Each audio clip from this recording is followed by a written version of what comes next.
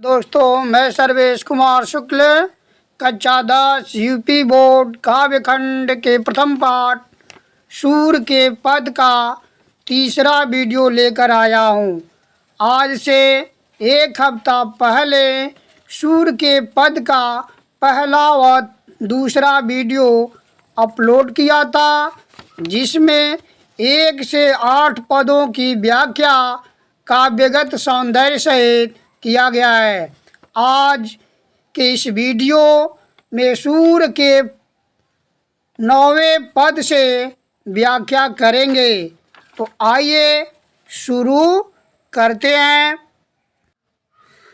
उधो जाहु तुम्हें हम जाने, श्याम तुम्हें हा कौन नहीं पठयो, तुम हो बीच भुलाने।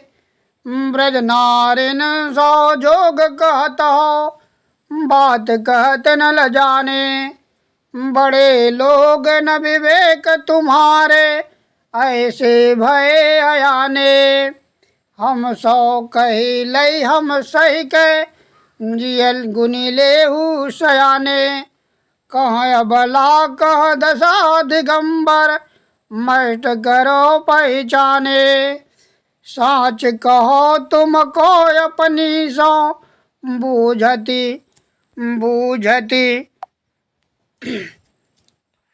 बूझती बूझती बूझती बात निदाने। सूर श्याम जब तुम्हें पठायो, तब न कहो मुस्काने। तब न कहूँ मुस्काने। प्रस्तुत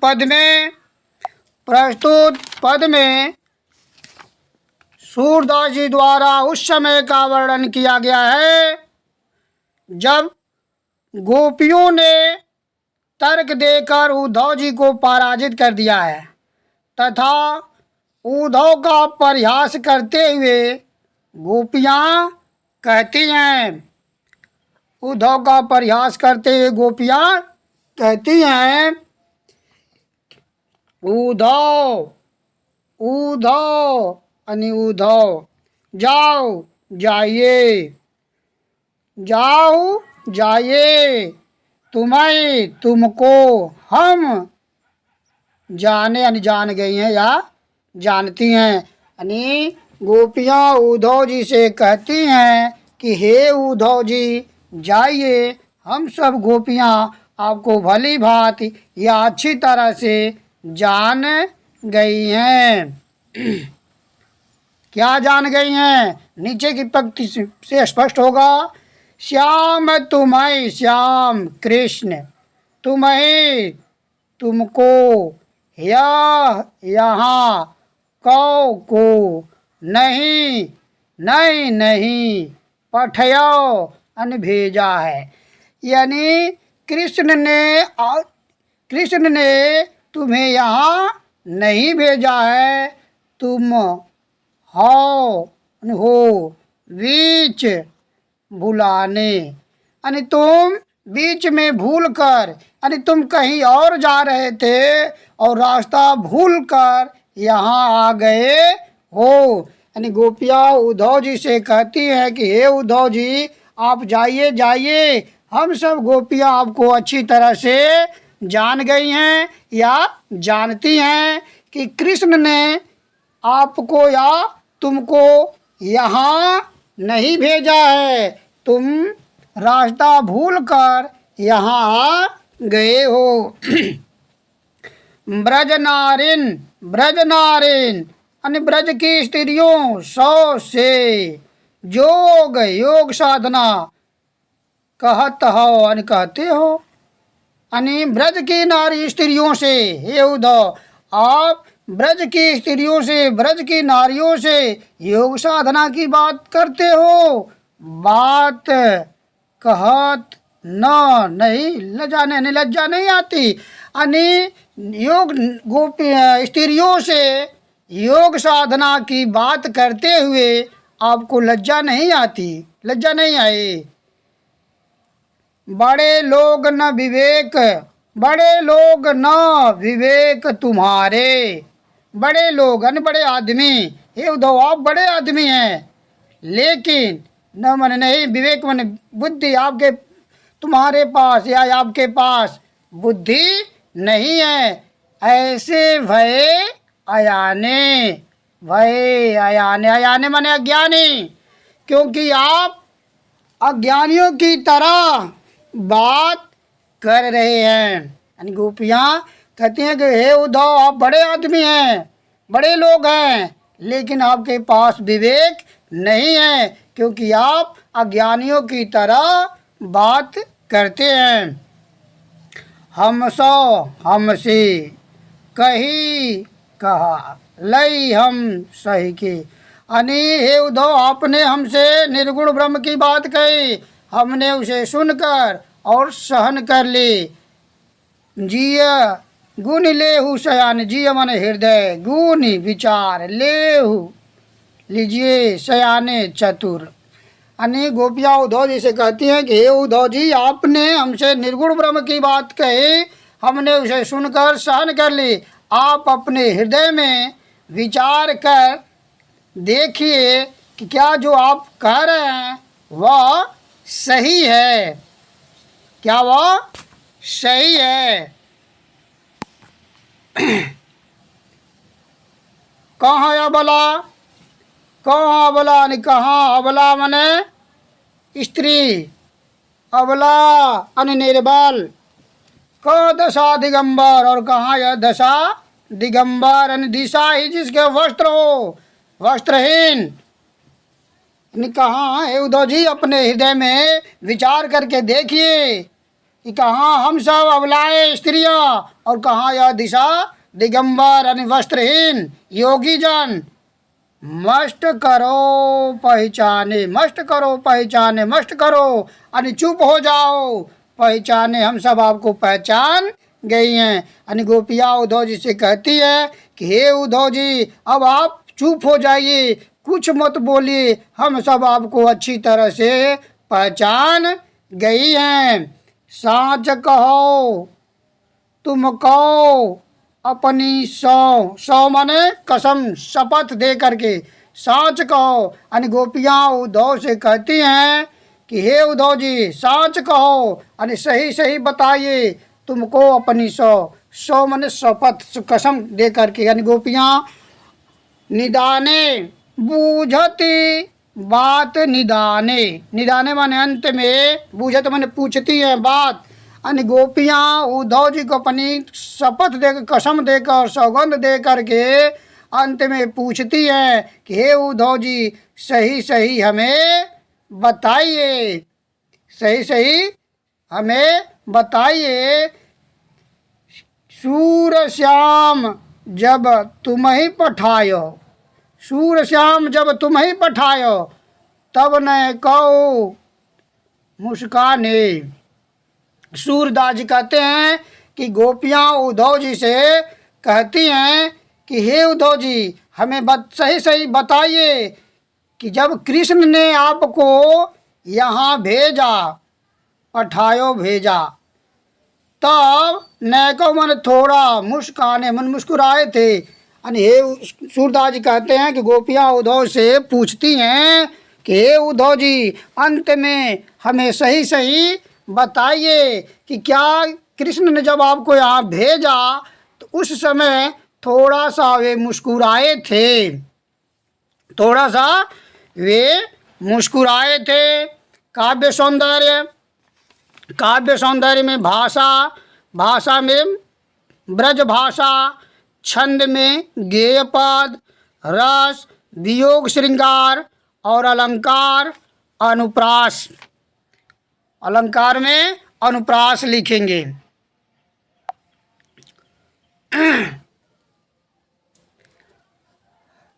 आगे बढ़ते हैं।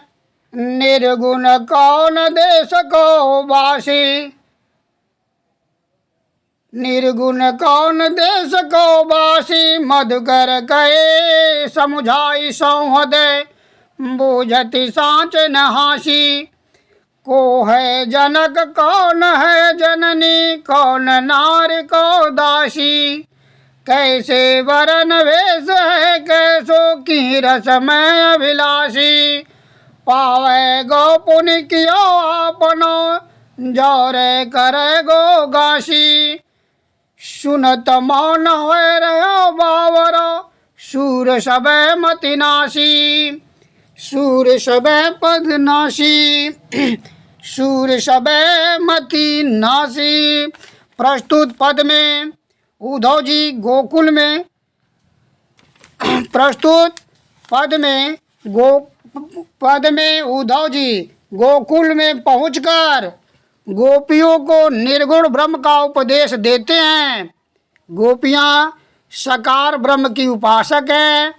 गोपियां उद्धव जी की बात को ध्यान से नहीं सुनती और निर्गुण ब्रह्म का उपहास भ्रमर के माध्यम से करती हैं। उसी का यहाँ वर्णन किया गया है। उसी का यहाँ वर्णन किया गया है। निर्गुण कौन देश को वासी। निर्गुण यानी निर्गुण कौन देश को वासी। यानी गोपियाँ उद्धव जी से पूछती हैं।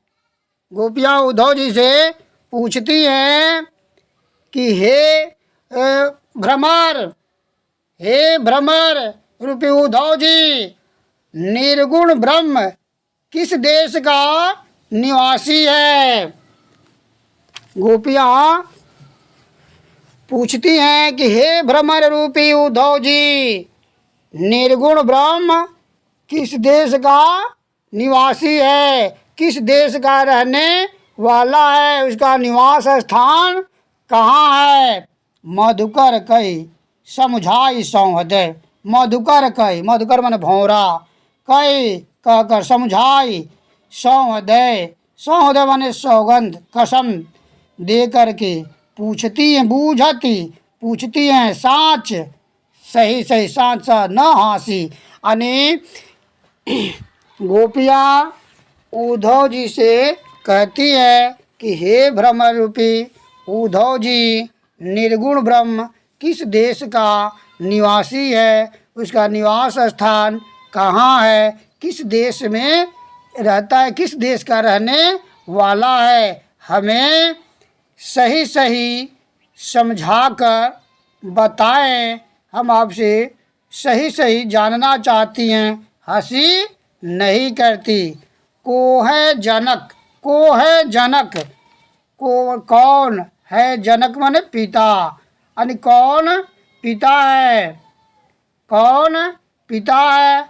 कौन है जननी, और कौन जननी माने माता, और कौन माता। यानी निर्गुण ब्रह्म का पिता कौन है, निर्गुण ब्रह्म की माता कौन है, कौन नारी, निर्गुण ब्रह्म की स्त्री कौन है, को दासी, निर्गुण ब्रह्म की दासी कौन है।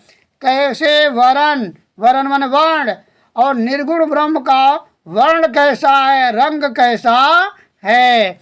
वेश है कैसो, और वेशभूषा कैसा है। कि रस में की माने किस, रस माने आनंद, मैं अभिलाषी माने इच्छा करते हैं। यानी निर्गुण ब्रह्म किस रस की अभिलाषा करते हैं। पावेगो पुनि कियो आपनो, पावोगो और पाओगे पुनि पुनः किए आपनो। यानी अपने किए का पुनः पाओगे।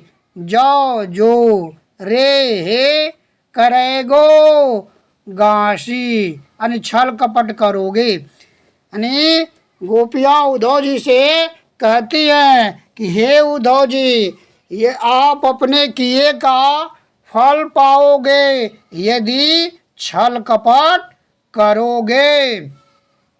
सुनत मौन होए रहो बावरो। सुनत मौन होए रहो बावरो। सूर सबे मति नासी।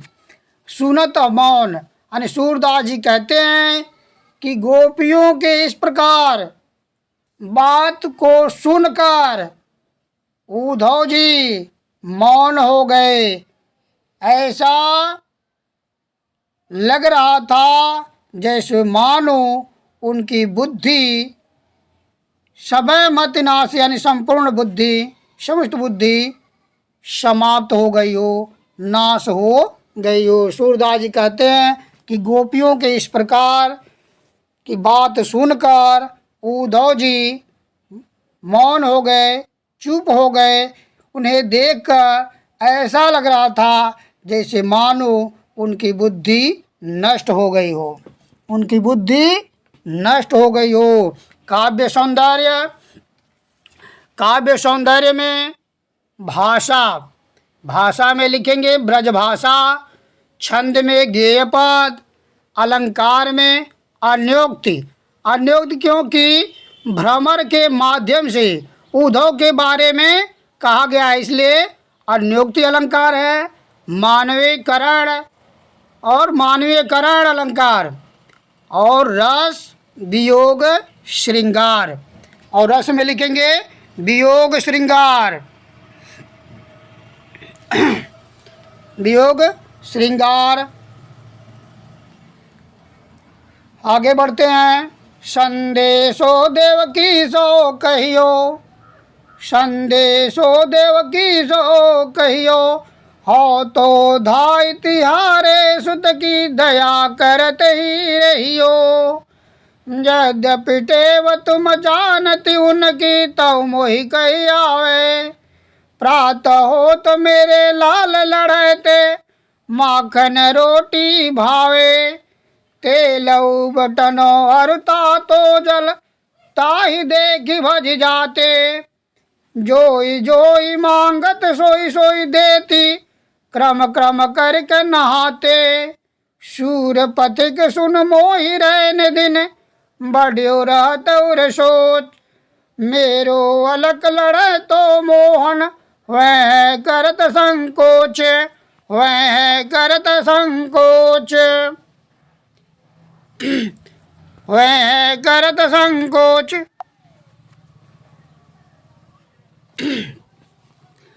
आइए प्रस्तुत पद में कृष्ण माता देवकी के पास, कृष्ण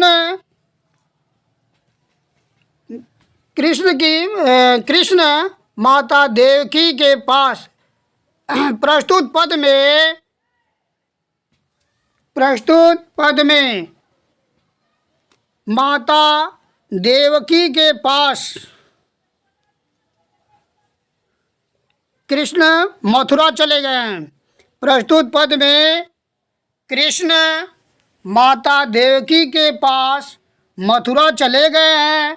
माता यशोदा उद्धव द्वारा अपना संदेश देवकी के पास भेजती हैं, उसी का यहाँ वर्णन किया गया है, उसी का यहाँ वर्णन किया गया है। संदेशो देवकी सो कहियो, संदेशो संदेशा, देवकी सो कहियो से कह दीजिएगा।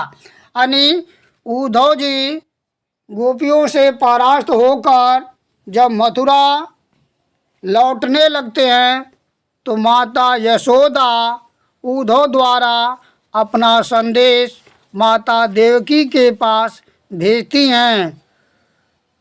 कहती हैं, उद्धव से कहते हैं कि हे उद्धव, मेरा यह संदेश जाकर देवकी से कह दीजिएगा, कह दीजिएगा कि हाँ मन मैं तो धाय, धाय दूसरी माँ, पालन पोषण करने वाली माँ, तिहारे तुम्हारे सुत मन पुत्र की, यानी जाकर कह दीजिएगा कि मैं उनके पुत्र की धाय माँ हूँ, उनके पुत्र की मैं धाय माँ हूँ।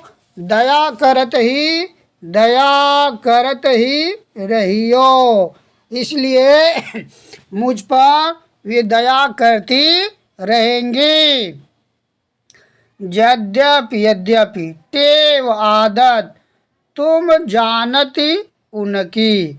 मैं जानती हूँ, यद्यप मैं जानती हूँ कि माता देवकी कृष्ण की आदतों को जानती हैं, तो भी मोह मुझे कही आवे, अन फिर भी मैं उन्हें बताना चाहती हूँ। यानी यशोदा जी कहती है कि मैं जानती हूँ कि माता देवकी कृष्ण की आदतों को जानती हैं, फिर भी मैं उन्हें बताना चाहती हूँ। क्या बताना चाहती हैं? नीचे की पंक्ति में प्रातः होत यानी सुबह होते ही मेरे लाल लड़ैते, लाल बने बेटा, यानी मेरे पुत्र, लड़ैते बने प्यारे, यानी मेरे प्यारे पुत्र को मक्खन रोटी भावे, अच्छा लगता है। यानी सुबह होते ही मेरे प्यारे पुत्र को माखन रोटी अच्छा लगता है। तेल तेल उबटन यानी लेप, यानी हल्दी चंदन को मिक्स करके शरीर पर लगाया जाने वाला तेल उबटन, और तातो जल, गर्म जल, यानी तेल उबटन और गर्म जल को ताई माने उसको देख या उसे देख कर भाग जाते, यानी कृष्ण तेल उबटन और गर्म जल को देखकर भाग जाते हैं। जोई मांगत, जोई यानी जो मांगते हैं, सोई वाह देती, यानी जो कृष्ण मांगते हैं वह मैं देती हूँ। क्रम इस प्रकार क्रम से, यानी एक एक कर नहाते स्नान करते हैं। तेल उबटन और गर्म जल को देकर कृष्ण भाग जाते हैं। जो मांगते हैं मैं वह उन्हें देती हूँ। इस प्रकार कृष्ण नहाते हैं। सूर पथिक सुन मोहि रैन, सूर पथिक यहाँ आया है उद्धव जी के लिए। सुनो मोहि मुझे, रैन रात दिन बढ़ियो रहत, उर मन हृदय सोच। सूरदास जी कहते हैं कि माता यशोदा उद्धव जी से कहती हैं कि हे उद्धव सुनो, मुझे दिन रात या रात दिन हृदय में यही सोचती रहती हूँ। मैं रात दिन हृदय में यही सोचती रहती हूँ कि मेरा अलग लड़े तो माने अत्यधिक प्यारा मोहन कृष्ण वह है होगा करत संकोच, यानी वहाँ संकोच करता होगा या करते होंगे। कहते हैं सूरदास जी कहते हैं कि माता यशोदा उद्धव जी से कहती हैं कि हे उद्धव जी, मैं रात दिन अपने हृदय में यही सोचती रहती हूँ कि मेरा अति प्रिय कृष्ण वहाँ संकोच करता होगा या करते होंगे। काव्य सौंदर्य में भाषा में ब्रज भाषा, छंद में गेय पद और रस में वात्सल्य और अलंकार में अनुप्रास और पुनरोक्ति।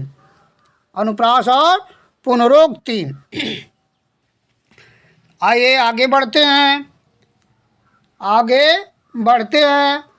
मैं अपनी सब गाय चरे हों, प्रातः होत बल के संग जय हों, तेरे कहे न रहो, ग्वाल बाल गायन के भीतर न को डर नहीं लागत। आज न सोवो नंद दुहाई, रहनी रहो गो जागत, रहनी रहो गो जागत। और ग्वाल सब गाय चरे हैं, मैं घर बैठा रहो। सूर श्याम तुम सोई रहो, अब प्रात जान मैं देहूँ। यहाँ प्रस्तुत पद में उस समय का वर्णन किया गया है सूरदास जी द्वारा, जब श्री कृष्ण माता यशोदा से गाय चराने की हठ करते हैं, गाय चराने की हठ करते हैं।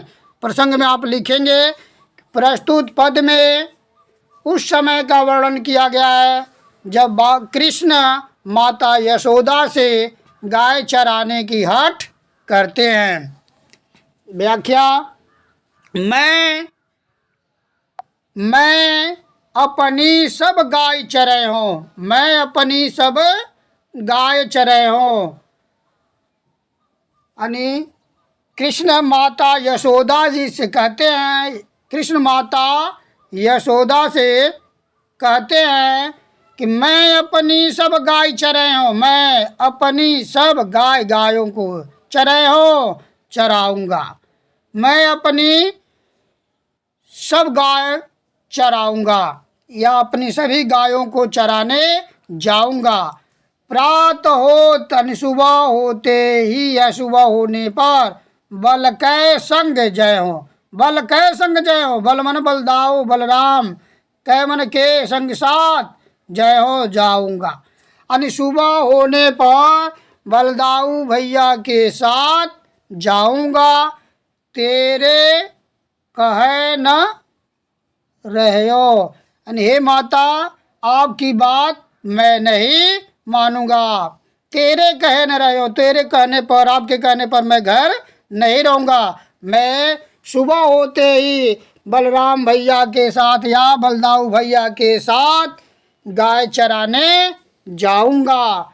ग्वाल बाल, ग्वाल बाल यानी ग्वालों के बच्चों, गायन के भीतर, गायन गायों के भीतर बीच, यानी ग्वाल बालों और गायों के बीच न को थोड़ा भी डर नहीं, डर मन भय नहीं लागत। यानी मुझे ग्वाल बालों और गायों के बीच थोड़ा भी डर नहीं लगता।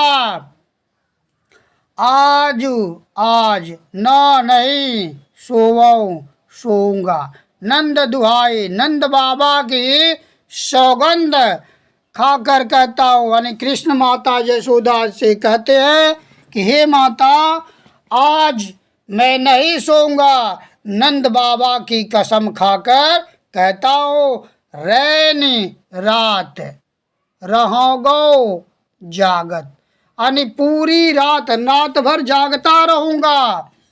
यानी कृष्ण माता यशोदा से कहते हैं कि हे माता, नंद बाबा की कसम खाकर कहता हूँ कि आज मैं पूरी रात नहीं सोऊंगा। और ग्वाल सब गाय चरे हैं, और ग्वाल सब गाय माने गायों को चरे हैं, चराएंगे। यानी और ग्वाल बाल अपनी गाय चराएंगे। अब मैं घर बैठो रहे हो, मैं घर बैठो रहे हो, और मैं घर बैठा रहूं, यह कैसे संभव हो सकता है। वह मैं भी ग्वाल बालों के साथ गाय चराने जाऊंगा। सूर श्याम, सूर श्याम, श्याम तुम सोई रहो, अब प्रात जान मैं देहूं। यानी सूरदास जी कहते हैं कि माता यशोदा कृष्ण के हठ के आगे झुक जाती है, हार मान जाती हैं, और अंत में कृष्ण से कहती हैं कि हे पुत्र, अब तुम सो जाओ, अब तुम सो जाओ, देर रात हो गई, यानी बहुत रात हो गई है, अब तुम सो जाओ, प्रात जान मैं दे हूँ, यानी सुबह होने पर मैं तुम्हें गाय चराने जाने दूंगी। सूरदास जी कहते हैं कि माता यशोदा कृष्ण के हट के आगे झुक जाती हैं, हार कृष्ण से हार कर कहती हैं कि हे पुत्र कृष्ण, तुम अब सो जाओ क्योंकि बहुत रात हो गई है। सुबह होने पर मैं बलराम के साथ तुम्हें गाय चराने जाने दूंगी या गाय चराने जाने दूंगी। तो काव्य सौंदर्य में भाषा में ब्रजभाषा, छंद में गेय पद और अलंकार में अनुप्रास और रस में वात्सल्य रस। और इस तरह सूरदास के पद की व्याख्या पूरा होता है। मुझे उम्मीद है कि आप लोगों को यह वीडियो पसंद आएगा। पसंद आए तो आप इस वीडियो को लाइक ज़रूर करें, सब्सक्राइब भी करें, साथ ही साथ अपने ग्रुप में शेयर भी करें, क्योंकि आपके सब्सक्राइब और शेयर से किसी का भविष्य संवर सकता है।